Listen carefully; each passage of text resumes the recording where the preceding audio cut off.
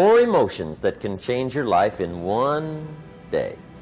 Emotions are powerful. Number 1, disgust. Disgust says, I have had it. See, that could be the day. The day you can say, I've had it. And whether you've had it with something small or something major, the day you can say, I've had it, may not be the day it ends, but the day it begins.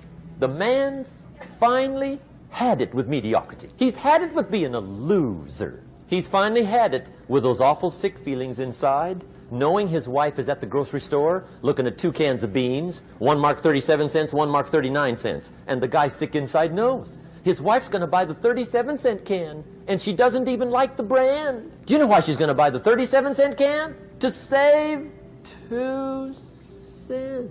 The guy sick inside finally says, I've had it. Being on my knees in the dust looking for pennies? We're not living like this anymore. Could be the day that turns your life around. The day you can say, I've had it.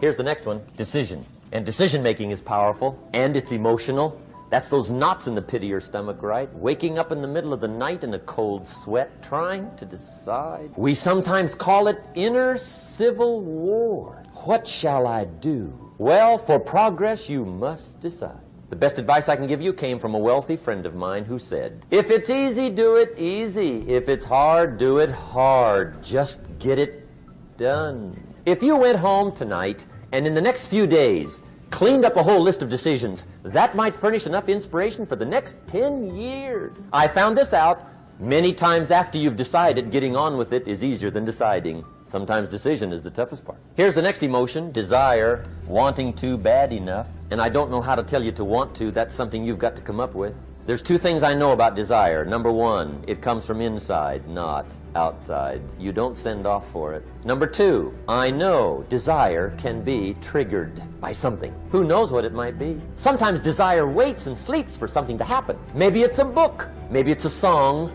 Maybe it's a sermon. Maybe it's a lecture, a seminar. Maybe it's the conversation of a friend, a happening, an event. Who knows? You never know which one is going to turn it all on. Even the bad experience. Sometimes from the bitterest experience comes the greatest awakening. So let down the barriers, take down the walls. The same wall that keeps out disappointment keeps out happiness. Let life touch you. Don't let it kill you, but let it touch you.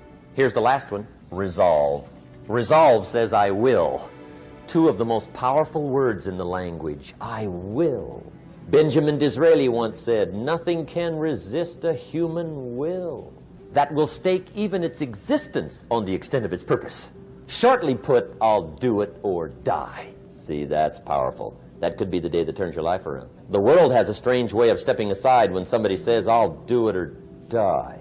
The man says, I will climb the mountain. They've told me it's too high, it's too far, it's too rocky, it's too difficult, it's never been done before, but it's my mountain, I will climb it. Pretty soon you'll see me waving from the top, or dead on the side, because I ain't coming back. The best definition I ever got from the word resolve came from a little junior high girl in Foster City, California, up north. I'm talking to the junior high kids one day. I love to ask kids definitions. They come up with beauties. I got to the word resolve and I asked, who can tell me what resolve means? And I got several hands, and they were all pretty good, but the last one was the best. Little girl, about 3 rows back, held up her hand. She said, Mr. Rohn, I think I know what resolve means. I said, darling, what do you think it means? She said, I think it means promising yourself you will never give up. I said, that's it. Promise yourself you will never give up. Action. You must do something about how you feel. Jesus, the master teacher, said, don't just be listeners.